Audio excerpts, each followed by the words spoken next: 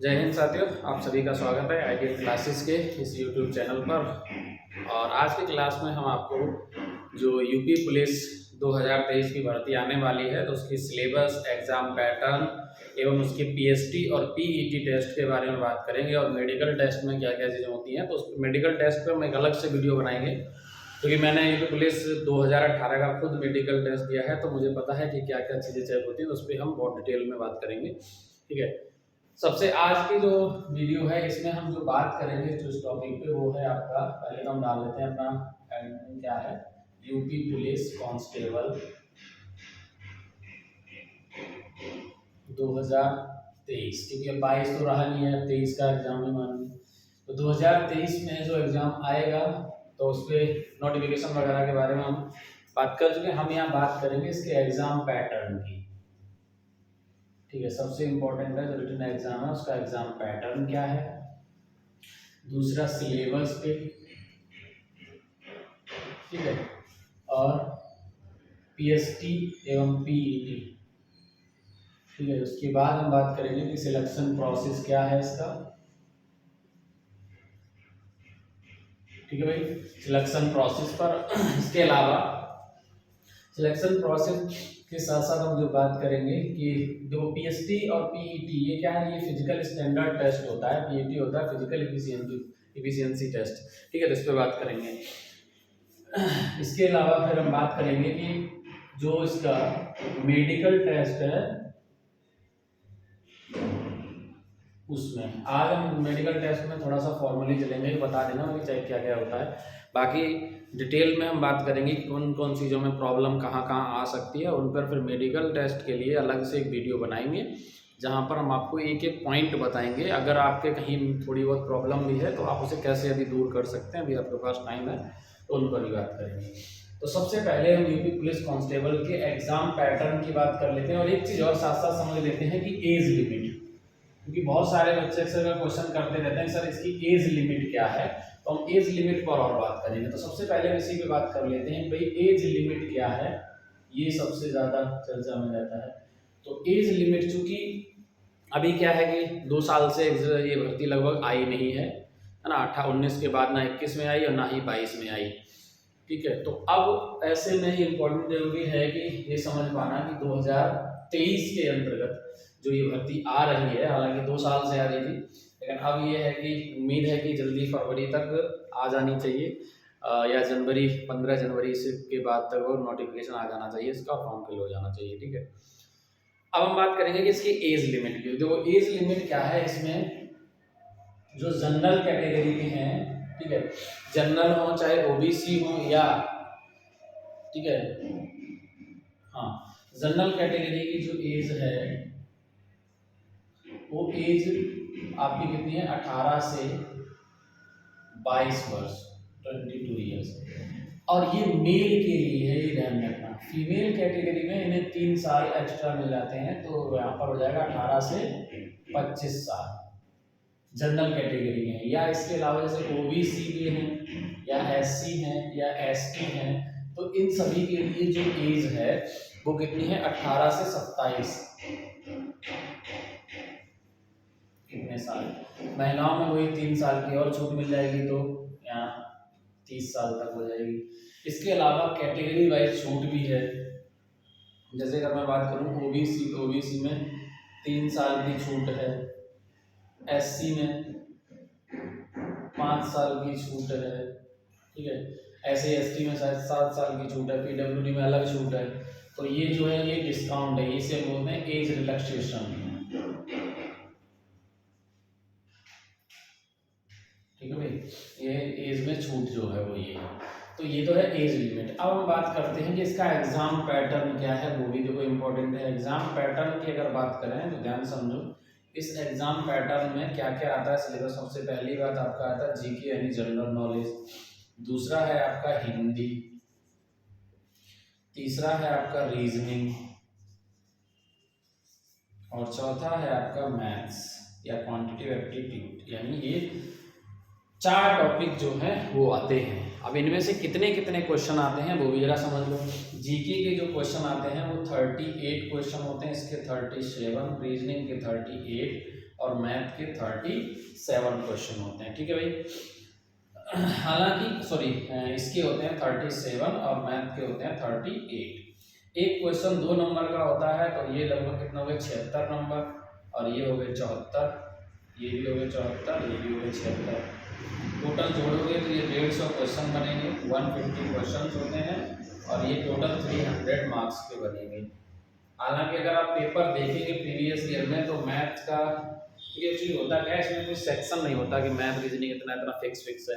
मैंने ऐसा कर दिखा है कि ये जो वेटेज है रीजनिंग के क्वेश्चन कहीं थोड़े बहुत ज़्यादा आ जाते हैं, तो उतने ही मैथ के कम हो जाते हैं, वैसे जीएस हिंदी के मिला के रहते हैं।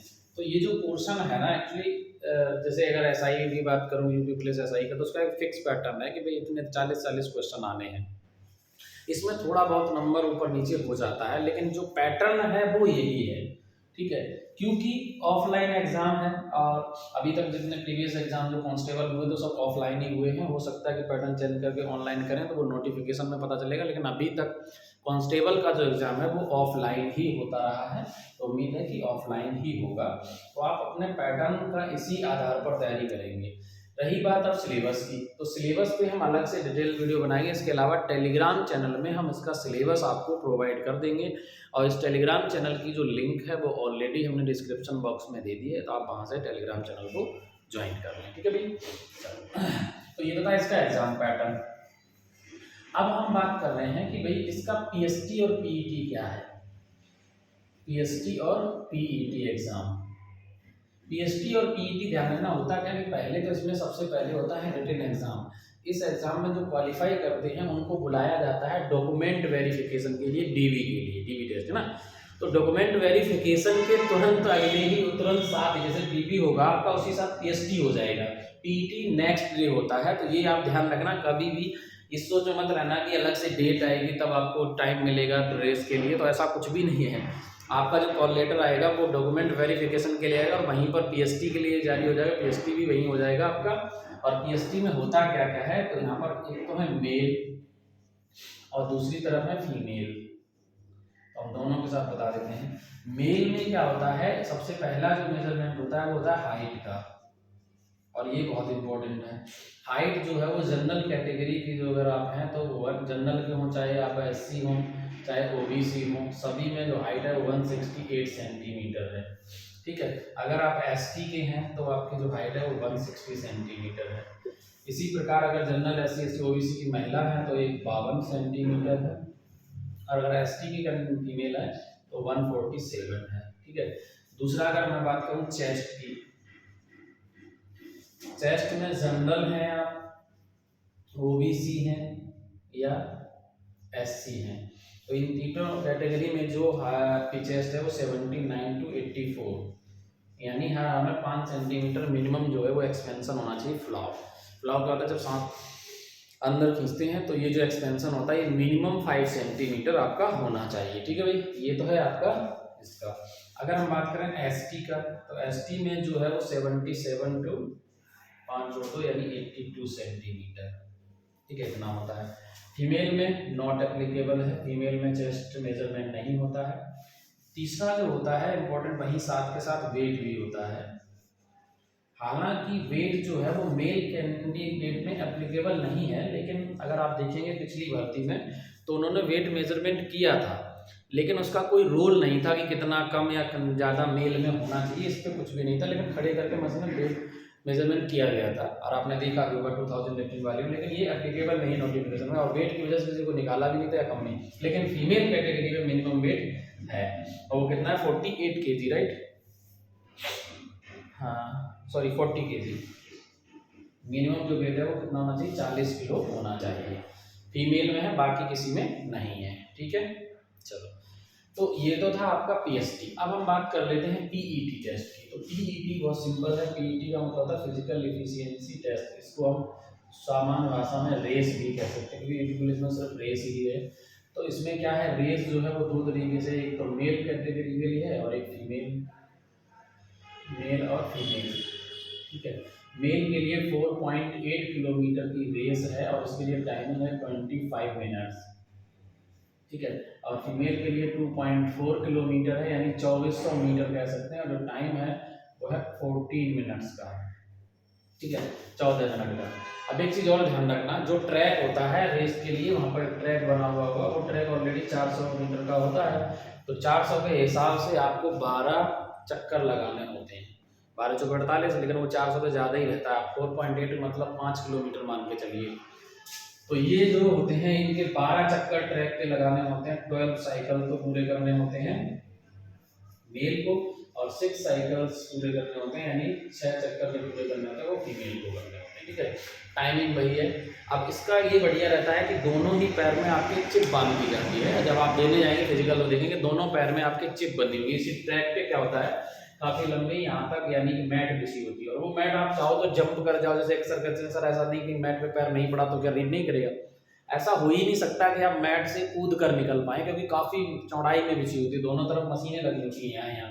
और यहाँ से जैसे अब क्या होगा, इसमें एक सबसे बड़ा फायदा ये होता है कि जब सरकार कहते हैं कि रेस में आगे बैठ जाए तो फायदा मिल जाता है, यहाँ ऐसा कुछ भी नहीं है। आप पीछे लाइन लगी और लाइन में आप यहाँ हो, तो अगर जो व्यक्ति यहाँ बच्चा बैठा हुआ है वो अगर यहाँ से जैसे ही पैर पड़ेगा मैट में, उसका टाइमिंग शुरू हो जाएगी, उसको 25 मिनट ही मिलेंगे, अगर लड़की है तो उसको 14 मिनट मिलेंगे, और जो यहाँ पर आए वो यहाँ से यहाँ तक चाहे वो पैदल चल के आए, बिल्कुल स्लो स्लो मर के आए, ऐसे करके चलते हुए कोई फर्क नहीं पड़ेगा, जैसे ही वो मैट पे पैर रखेगा उसका टाइमिंग तभी शुरू होगा।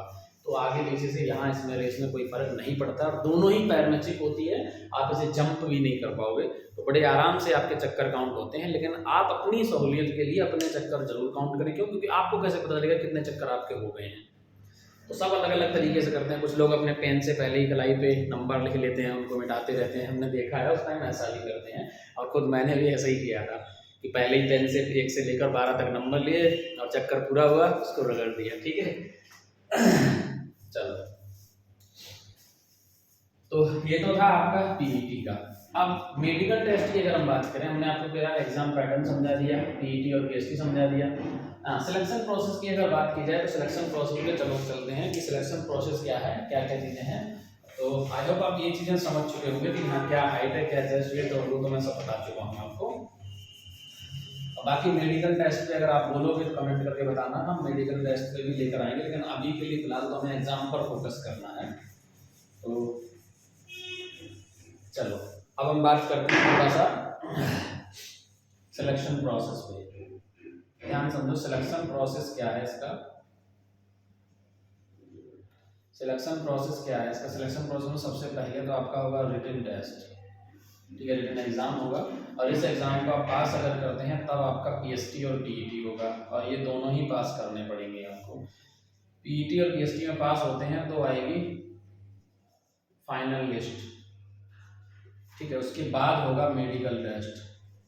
ध्यान रखना मेडिकल टेस्ट पहले नहीं होता, मेडिकल टेस्ट बाद में होता है, लेकिन ध्यान रखना इस मेडिकल टेस्ट में भी आपका हाइट मेजरमेंट होता है, यहाँ दोबारा हाइट का मेजरमेंट होता है, और बाकी इसमें सब नौकनी वगैरह वो सब चीज़ें देखी जाती हैं, ठीक है, हाथ की पूरी उंगलियाँ वगैरह सब ये बाकायदा, और आँख का टेस्ट होता है, कान चेक किए जाते हैं, नाक वगैरह, मुंह के अंदर पाइप डाल के कहीं आप इसको स्मोक को क्या नाम अल्कोहल वगैरह यूज़ नहीं करते हैं, सब चीज़ों की चेक होता है। बाकी इस पर हम बहुत डिटेल में एक एक पॉइंट आपको बता देंगे किस तरीके से मेडिकल होता है, क्योंकि हमने मेडिकल टेस्ट को दिया तो मैं आपको समझा सकता हूँ बहुत अच्छे ढंग से, ठीक है। और ये सारे स्टेज से मैं गुजरा हुआ हूँ और सभी स्टेज में पास किया, तो मुझे पता है कि अच्छे से क्या क्या करना है, ठीक है। चलो अब बात करते हैं इसमें रिटन टेस्ट की बात हो गई, तो ये जो है ये आपका सिलेक्शन प्रोसीजर है कि सिलेक्शन प्रोसेस क्या होता है, इस तरीके से आपका होता है। तो मेडिकल टेस्ट हो चुका है, यानी अब यहाँ पर हमने सारे चीज़ें, अब बात बची सिर्फ सिलेबस की। तो सिलेबस पे जो टॉपिक वाइज आपका लेक्चर है वो मैं आपको अलग से बना दूंगा और आपको इसको पीडीएफ भी प्रोवाइड कर दूंगा, ठीक है। तो इस वीडियो लेक्चर में हमने सारी चीज़ें आपको समझा दी कि पीईटी कैसे करना है, पीएसटी, और बाकी रही बात अब क्लासेस की, तो क्लासेस जो है वो आपको ऑलरेडी यूट्यूब पर भी चलेंगी। अगर किसी को भी ऑनलाइन कोर्स लेना है तो ऑनलाइन कोर्स के लिए भी आप हमारे आइडियल क्लासेस ऐप पर जाएं, और वहाँ पर ऑलरेडी क्रैश कोर्स बना हुआ है और आप उसे सटीक तैयारी कर सकते हैं, बिल्कुल। और यहाँ पर हम क्या करेंगे, यूट्यूब पर भी इसके अलावा हम प्रोवाइड करेंगे। यूट्यूब पर आपको जितने भी प्रीवियस ईयर क्वेश्चंस हैं जो एग्जाम हो चुके हैं, प्रीवियस ईयर क्वेश्चंस हैं, उनको डिस्कस करते हुए चलेंगे।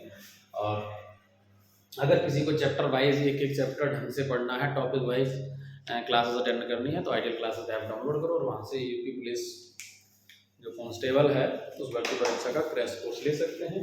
तो आज के वीडियो में बस इतना ही। Thank you.